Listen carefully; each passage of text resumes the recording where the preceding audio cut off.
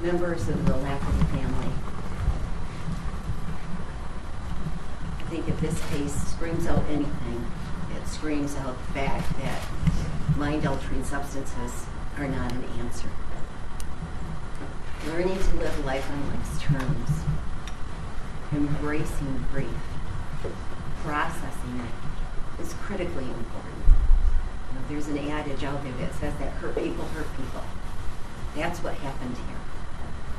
This is something that did not have to happen. And unfortunately it did.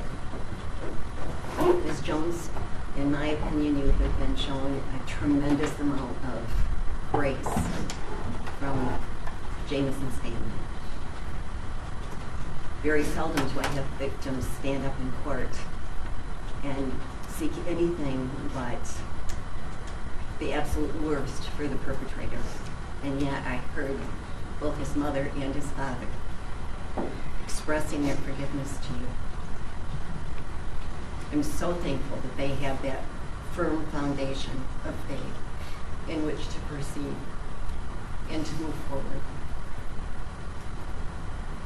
I was given 2 bits of advice from my parents that served me extremely well. The first was when my first child was born, and my mother told me that every day is a gift. We don't know how long we have them. Every minute, every second of every day with our loved ones is to be cherished, because, as has been so poignantly expressed here today, we don't know when our last goodbye is our last goodbye. So I encourage the Lafferty family and all those impacted by Jamison's death to reflect on what a bright, shining light that he was, and how your lives have been changed for the better because he lived. To focus on that thankfulness piece, the time that you did have with him, because life is about choices, and you can choose to focus on the negative and the fact that his life was snuffed out way too early. Or you can shift the focus, be thankful for the time that you had with him, and do all sorts of good things in his memory, so that that bright light will live on forever. Ms. Jones, after my family experienced a very debilitating loss, and I said to my dad, "How are you doing? How are you holding up with this?"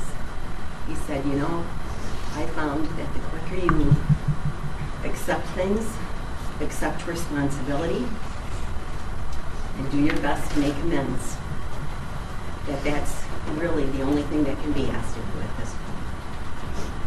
It's clear to me that you are genuinely remorseful for the loss that you caused in this family.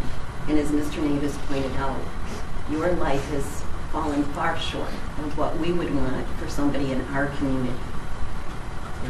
Having never experienced your father's protection and strength in your household, having been victimized multiple times in various manners, and then losing your own son. You certainly have experienced life's most difficult experiences. But unfortunately, you didn't do the work that was needed to process that grief, the hurt. And unfortunately, it's resulted in more grief and hurt.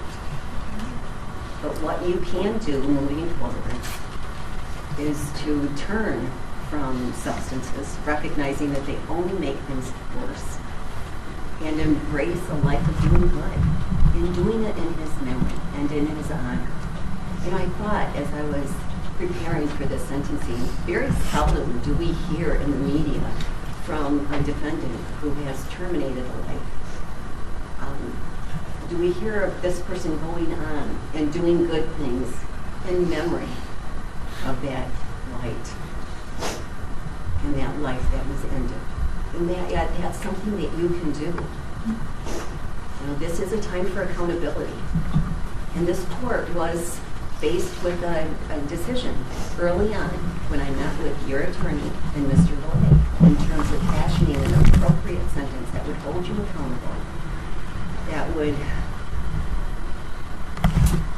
never, ever begin to replace this family, but would hopefully do justice to him and to his memory and all that he was to his loved ones. There's been a suggestion here that you have life without parole, and clearly that is not an option to this court in terms of the offense that you pled guilty to.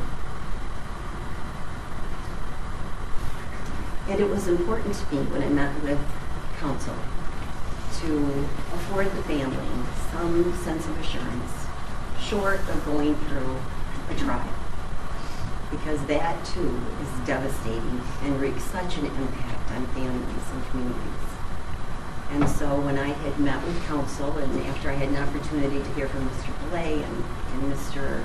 Nave, I had indicated that in the event that you were to enter a plea, that the court would cap your sentence at 3/4 of the maximum to give that assurance to the family and to you as well, so that you knew exactly what was going to happen.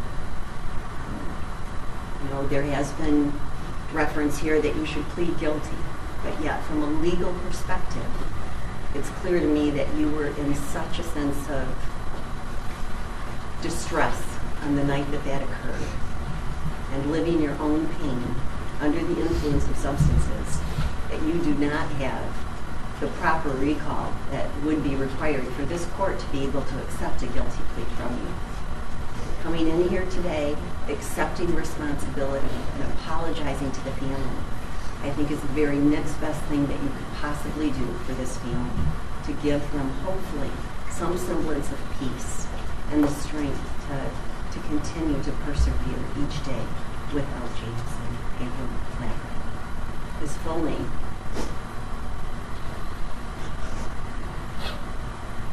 So, Ms. Jones, it will be the sentence of this court on count 1 that means failing to stop at the scene of an accident when at fault, resulting in death as a habitual offender third. That it will be the sentence of this court that you serve 12 years to 15 years with the Michigan Department of Corrections without any credit for time that you've served in jail since your arrest in light of your parole status. On counts 2 and 3, which will be consecutive to concurrent to count 1, but also consecutive to your parole sentence, you will be required to serve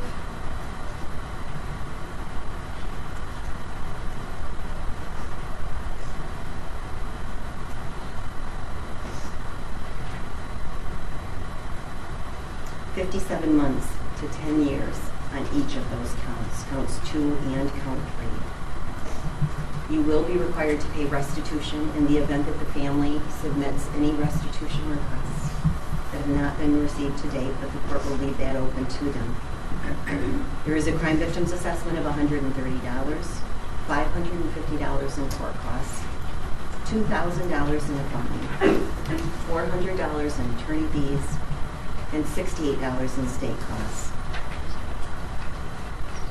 As it relates to counts 2 and 3, there is an additional $68 for each count for a total of $136.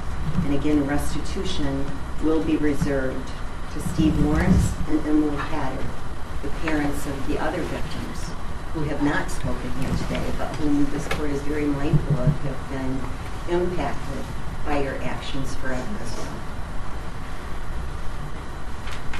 So, Ms. Jones, you do have, in light of the fact that you entered a plea in this matter, you don't have an absolute right to appeal, but you do have the right to seek leave to appeal within 42 days from today's date. Mr. Relay just handed Mr. Nave that advice of appellate rights. If you would initial where he is directing you, and the legal file will reflect that you've been advised of your acceptance.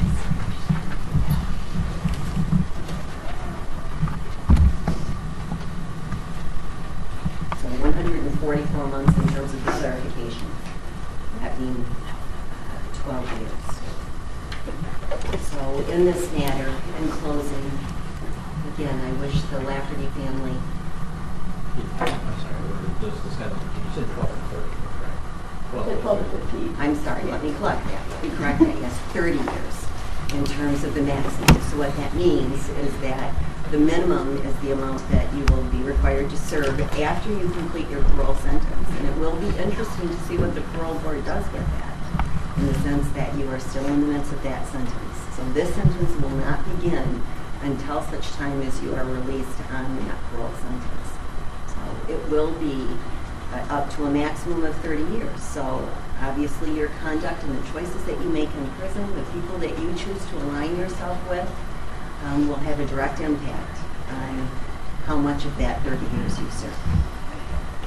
So I wish for you that you choose to live your life differently, to do good things so that evil doesn't prevail here, and so that the light of this young life will carry on in the memory of the good things that you do in His eye.